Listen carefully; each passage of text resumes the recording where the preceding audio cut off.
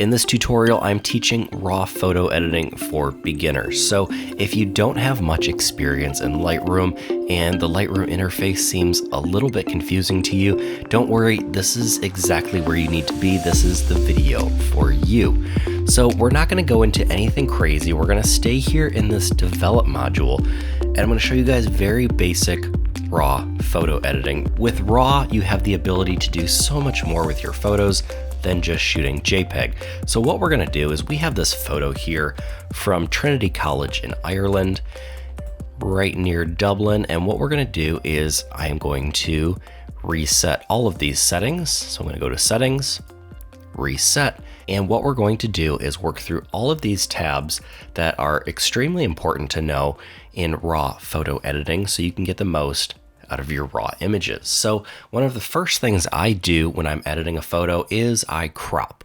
As you can see, my horizon is just a little bit crooked, and that is really gonna bother me. So I will do just a little bit of a crop to this image. And then when I'm done and I think that looks good, I will hit enter or return on the keyboard. And I think that looks much better already. Now, most of the work we're gonna do is gonna be in this basic tab over here on the right-hand side. And I usually like to start with doing my white balance first. And this is right here. You can see these sliders over here to the right. You have blue, yellow, and then your tint, your green, and your magenta. So what I typically do is try and find a part of my image that is fairly neutral, that's not too warm, not too cool. And the first thing I'm looking at right now, there's some white over here. That's a little bluish. I don't like that. There is some gray right here. So I may try and click my little eyedropper here, click, and select this little gray patch. And it looks like my white balance here is pretty accurate. And if I look over here to my color temperature, 5200 is pretty accurate for a sunny day. And the white balance is already pretty good. I am happy with that so far. The next thing I'm gonna do is go down to my toning options. And toning just means you're editing. You're applying basic tonal changes to your highlights, your exposure, your shadows, everything like that. And so I can click and drag here in Lightroom. Lightroom is so easy. Just click and drag. And as I click and drag, watch this upper right-hand corner, all these squiggly lines. This is called your histogram. Now, your histogram is very important to pay attention to. Most people wonder why their photos look different on iPhones, on computer monitors, on their cell phone, a Mac versus a PC. Well, this is typically why right here.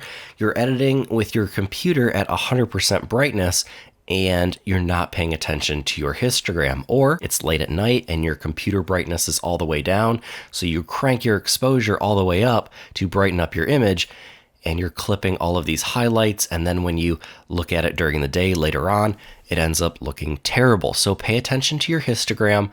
This represents all of your data within your photo, your blacks, your shadows, your midtones of your exposure, your highlights, and then the whites, the very brightest parts of your image. So you can see that all of this data is represented here. And if I were to take my exposure way too far to the right, all of this data is being lost over here outside of my histogram. And if I were to do the opposite and bring my exposure all the way down, you can see all of this data is being lost in the shadows, and I'm losing a whole bunch of detail in my image. So I will double click the exposure slider right here, and that will reset it to 0. And honestly, my exposure doesn't look too far off. I may turn my exposure down just a little bit so we're getting this detail back in the shadows of the clouds. We don't want to do anything too much or pull anything too far, because your image really isn't going to look that good when you start really cranking sliders too far in any direction. Now, that is my exposure. It changes the global exposure of the entire image. Everything moves up and down. My highlights will get brighter, my shadows will get brighter, and if I move down, my shadows and my highlights and everything gets darker. Now, these tools down here is where you start differentiating. I can edit my highlights, my shadows, my white tones, and my black tones separately. So the exposure looks pretty good where it is. I may turn it down a touch just so we can kind of save some of this detail, but what I'm going to do is I'm going to take my highlights, turn those down ever so slightly. So if I turn my highlights up, you can see we're starting to lose this detail and it's just getting pure white. And oh, look at that. You can look at the histogram and see it's being clipped off. That's called clipping your highlights when you lose all detail. So what I'll do is I will turn my highlight slider down and you can see we just saved all of this detail in the clouds. And again, that is the power of RAW. That is something you cannot do with JPEG. You see this histogram here.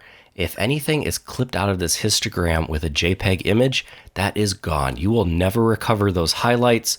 You will never recover the shadows. So again, this is why I always recommend shooting RAW. Next, we will go down to our shadows.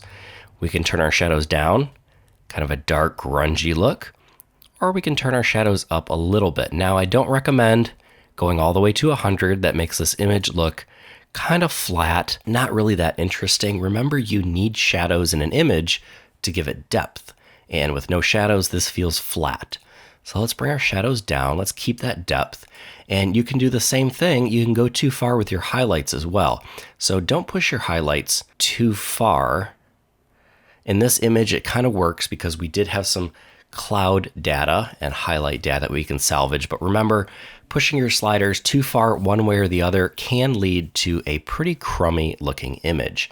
Next, we will look at our whites and our blacks. This is going to be kind of the contrast of our image. This will be the whitest whites and the darkest darks of our image. And you can see by sliding this, we're making those whites very bright, almost too bright. I'll bring them down a touch just to save this detail over here in the clouds. And then let's take our black slider, slide that down a pinch just to get a touch of contrast. And I think that's looking pretty good so far. So a little trick in Lightroom is to hit the backslash button on your keyboard and you can see the before and the after. Now we've just kind of saved some of these highlights, brought up our shadows a touch. Maybe I'll bring up our shadows a tiny bit more. Maybe I will decide to add just a touch of contrast. You can see we skipped the contrast here. I was kind of fiddling with this first. I usually come to contrast after I've done my highlight, shadow, white, and black adjustments. And then I decide once the image looks good, do I want to turn my contrast down and make the image look flat? Or do I want to turn my contrast up and give my image kind of a punchy look? So I'm going to turn it up to about 10. I think that looks good right there. So our white balance is good. Our tones look pretty good in this image. Everything looks like it's fitting within our histogram over here. The shadows are not clipped, the highlights are not clipped, and our image is looking pretty good so far. Now we will go down to this other bit down here called presence with our clarity, our texture, and our dehaze sliders. Now clarity will add a bit of punch to your image. You can see dragging the clarity, it adds some contrast. You'll see it adds some contrast between black and white values. And that just looks a little too punchy and grungy for me. So be careful with your clarity. I also do not recommend turning your clarity all the way down. It just gets rid of all the detail from your image and makes it look too soft. So typically I say leave the clarity alone. Now texture will add a little bit of sharpening to your image. You don't want to go too far with this one either. As you can see, if I slide it to the right, you can see a lot of extra texture. I'll even zoom in to 100% here. Let's see, 200%. And you can see the difference that texture makes. So if I turn texture down, you can see this gets very flat and we lose all of our detail. There's texture right in the center, and there's texture at 100, which is a little bit too much. I like bringing out a little bit of texture sometimes. I think that looks pretty good. Be careful with these sliders. You can always go too far and make your image look bad. So I highly recommend being very careful. Now the dehaze slider is typically for shooting landscapes. If something is far away and there's some haze on the horizon, you can turn up your haze slider and it will make the blues pop out a little bit more in your image and give your image some contrast. And the opposite, you can add haze to your image, which is something I really don't typically do. So I will double click, reset the haze slider, and then we're going to get down to our vibrance and saturation. Now our saturation is simply how much color we want in our image. If I turn it all the way down, that's black and white. If I turn it all the way up to 100, that looks pretty terrible. That is way too much color, and it kind of looks like we're on some drugs there, so let's turn that back. Our vibrance is more of a special tool. Now, I recommend using vibrance over saturation like 90% of the time, unless you're turning your image black and white. If you want to turn your image black and white, saturation to 0, boom, you're all done. If you want to add a little bit more color to your image, use vibrance. You can see it looks a lot better than saturation and doesn't give you these weird orangey, ugly colors. Just play with your vibrance, add sometimes about 20 looks good. And again, we can hit backslash on the keyboard, see the before and the after. We're just making subtle edits, but they're looking pretty darn good. Now, there is something we skipped, and that is our profile button up here. It's currently set to Adobe Color, which is the default, and you can leave it at Adobe Color. That's just fine. Sometimes I like to use Adobe Landscape, and this is just kind of how Lightroom renders your raw image. It just gives a little more punch and a little more contrast. There's also Adobe Monochrome, which you can use to turn your image black and white. Adobe Vivid is another good that's punchy, contrasty. Adobe Portrait is great for portraits. It really smooths out the midtones and skin tones. But for this particular image, we're going to use the Adobe Landscape profile. It just gives us a little bit of extra contrast, a little bit of extra saturation, and it's kind of a landscape, cityscape type image anyway, and I think that's looking pretty darn good. So we'll go ahead, we will close our basic tab, and our basic editing is pretty much done. Now, what we did was we edited our entire image. There are things that you can do to edit specific parts of your image or your entire image, which is called global editing. We can also make selections over here to the right. You see this little dashed circle? These are our masks, and we can do gradients as well, linear gradients, radial gradients, and this is for masking certain parts of your image and just editing certain parts of your image. Now, Lightroom has added subject masks, sky masks, background masks. Let's go and click sky mask and see what this does. Lightroom will automatically detect and select our sky, and that looks pretty awesome. So I can go ahead, you can see all the parts that are red. This won't show up in our final image. This is just the mask. You can see this over here. It created a new mask layer. And masking tends to get a little complicated, so I highly recommend playing around with masking. I can turn my mask on and off, make it visible. But I'm going to take my exposure slider. You can see this is different from our initial exposure slider when we were toning.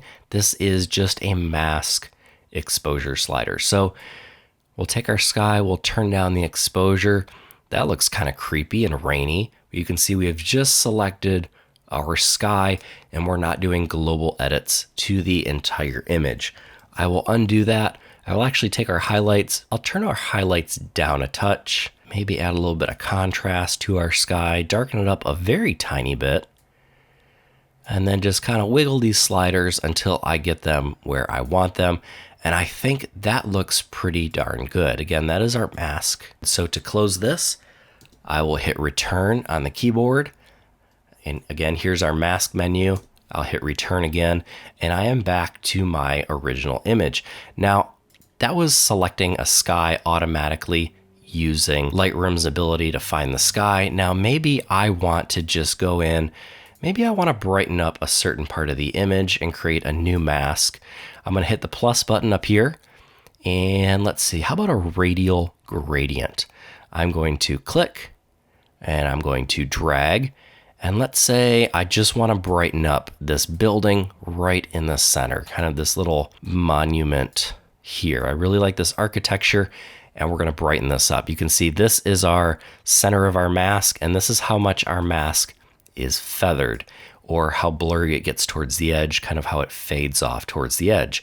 And again, mask 2, we have all of our sliders here. I can make this cooler, blue. I can make this warmer, orange.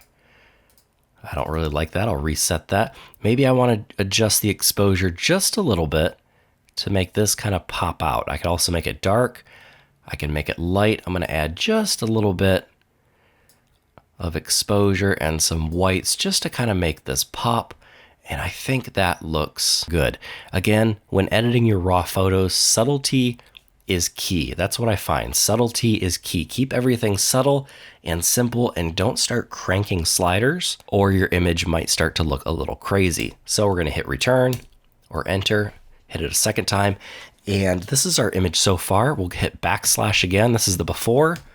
This is the after. All of this detail that we're bringing out with our raw image. I shot this on a Nikon Z6. You can see my settings up here in the upper left-hand corner. 1/500th of a second, f6.3, ISO 100, and I shot this on a 14mm lens. That's why it's so wide. Another thing we're going to learn here is detail. I think all images need just a little bit of sharpening. This is our detail and sharpening tab, and we also have noise reduction. So let's kind of just go through the basics of this. You can see this little preview window. We can look at this window and see what a preview of our sharpening looks like. We can click this little square up here and let's see, let's go to right here, and that's zoomed in to 100% right there. And this just shows you your little preview window when you start moving sliders. My sharpening is going to go up here as I start moving my sharpening up. We'll start sharpening our image. Radius, you're going to want to leave at 1. That is measured in pixels. Once you start turning up your radius, things start getting a little bit crazy, and you can see you can start getting these weird fringing bits around your image. It doesn't look good. So always recommend leaving your radius at 1. You can play with your detail just a little bit to get this very, very fine detail and sand-like texture, just a little bit of detail. And I'll actually turn my sharpening amount. That was just to show you guys what radius did. I typically leave my sharpening right around 50 or 60. I'll leave my radius around 1 and detail anywhere from 20, 30, maybe 40, and that looks sharp enough. Now let's talk a little bit about masking. If I click this and I drag this, you kind of don't see anything happening in this image. I can see it get a little bit soft, but I don't know what's happening. So with masking, what we're going to do is we're going to hold Option or Alt if you're using a PC. And now I'm going to click and I'm going to drag, and you see our image turns into this crazy looking black and white image. Now, what is this? This is another sort of mask. Again, we're holding Alt or Option on our keyboard and sliding the mask slider here. And what this is doing is masking where we want our image to apply sharpening and where we want Lightroom to apply sharpening. So you can see everything that is white will have sharpening applied. Everything that is black will not have sharpening applied. This is great if you have a kind of noisy image and you're just trying to sharpen certain bits of the image. So what we're going to do is I don't really need to sharpen the clouds, but I do want to sharpen the buildings, the grass, everything down there. So I'll click and I'll drag, kind of make the sky go away. Again, if I go all the way to the left, 0 mask, that means we're going to be sharpening the whole image. If I go all the way to the right, a lot of masking, and we're going to be sharpening very little of the image, just the edge details. So let's find something in between, something about right there. And now you can see by doing some sharpening, we're not bringing out any extra noise or erroneous detail in the sky. We're just sharpening the sand textures and the stones here. Let's go ahead and talk about our denoising while we're here in noise reduction. What you can do is you can reduce noise with AI. And if I hit denoise, what it will do is Lightroom will process this image using AI and spit out a new image. I would recommend doing that when you're done editing all the way at the end. Otherwise, you can do some manual noise reduction. And this is typically what I do. Let's again zoom into 100%, and we will go ahead and hold Alt or Option on the keyboard and slide, and you will see our image turns black and white. So I'll slide this all the way to 100%, and it may be a little bit hard to see, but you can see we've lost almost all of our detail in our textures. That's what happens when you turn your luminance noise all the way up. What I'm going to do is keep my luminance noise right around 5. This is for a daytime image with a very low ISO. My ISO is only 100, so there's not that much noise in this image. I really don't need to do much noise reduction. Now, when it comes to color noise, just go ahead and leave this alone. This is some very advanced stuff. Don't mess with it for beginners. 99.9% of the time, I will never touch this. So that is our detail tab within Lightroom Classic. Another important thing to know is going to be lens corrections. Now, you can see everything is kind of checked off except for remove chromatic abrasion. That is turned on automatically. What we're going to do is we're going to hit enable profile corrections. And you can see we just made a big change to our image. Let's turn that off and turn it back on. What Lightroom did is it automatically read from the metadata from our camera and our raw image that we are shooting on a Nikon, a 14 to 24 millimeter lens, and it's using that profile from the 14 to 24 millimeter lens. Now, if it doesn't automatically pop up, you can go ahead and you can select your camera type. You can select the model of lens you are using, and then it will give you a profile. And if you want to go in and make more tweaks, which usually this standard looks pretty good when it can find everything by itself, maybe I'll edit the distortion just a little bit. That was a little too much. And it also went in and fixed our vignetting. So if I were to hit backslash on the keyboard, this is the original. This is our edit. Again, very subtle, but very noticeable changes. So let's see. There was a little vignetting from this lens. Vignetting is the darker kind of ring around the image. You can see when I edit my vignette, kind of brighten up that edge and make our image look a little more flat instead of round. I think that looks pretty darn good. And we can go ahead and we can close up our lens corrections. Those are just basic lens corrections. You can also go in and manually adjust your distortion if you want to. If you're feeling, let's say you're using a super wide angle lens and your image is a little bit kind of circular around, you can go in and make some edits. I typically just stick with enabling color profile corrections here, and I will let Lightroom do most of the thinking and most of the work and do some little manual adjustments at the end. So that is almost everything that I want to show you guys. One little thing at the end, which is fun to have, is the effects tab. Now, we just got rid of the vignette. Sometimes you'll want to add a vignette to your image, and that is adding just a little bit of a dark edge, or maybe you kind of want to make your image a little glowy and add a little bit of a light edge. I don't typically use this one very much. I see it overused a lot, and also dark vignettes get overused a lot too, so be careful. This does not look good. If you're going to add a vignette to your image, make sure it's nice and subtle. You can edit the midpoint of the vignette, kind of bring it towards the middle a little bit, and that brings your viewer's eye towards the middle of your image. And then make your vignette either square or round. Somewhere around there is typically good. And you can make your vignette hard or soft. I prefer a nice feathered soft edge, so I'll usually turn up my feather all the way. And your highlight slider will basically have your highlights pop through your vignette a little more naturally than just having kind of an overlay over your image. A little bit hard to understand, but if you start playing with your highlight slider in your vignette, you can see the vignette stays dark here, but it kind of lets my highlights come through a little bit towards the edge. And I like that. It has kind of a natural vignette feel that a normal lens would give you. And last but not least, we have grain.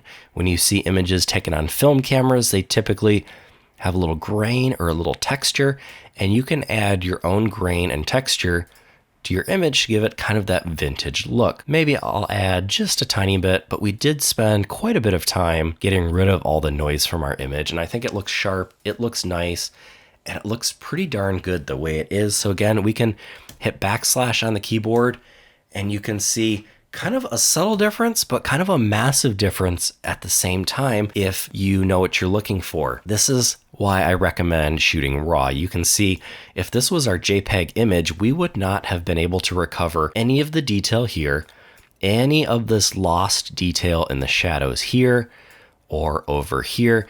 We would have kind of been stuck with this, and there's just so much more data that our camera collected. You can see we were able to get out a little bit of some of the shadow detail here, some of the shadow detail here, and the very pretty clouds that we had going over Dublin that day. So that is really basic raw photo editing.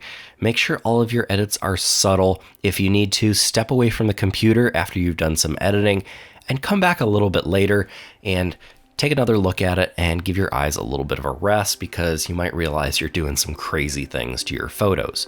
But I'm pretty darn happy with how this image turned out, and I hope you guys learned something in this tutorial. Now, I highly recommend, if you want to learn more about Adobe Lightroom, check out my 30 Days of Lightroom tutorial series. I will link that in the description down below and at the end of this video. But that's pretty much it for the basics of raw photo editing for beginners. I hope you guys learned something. If you did, please hit that like button, subscribe for more Lightroom Classic videos, and until next time, get out and go shoot.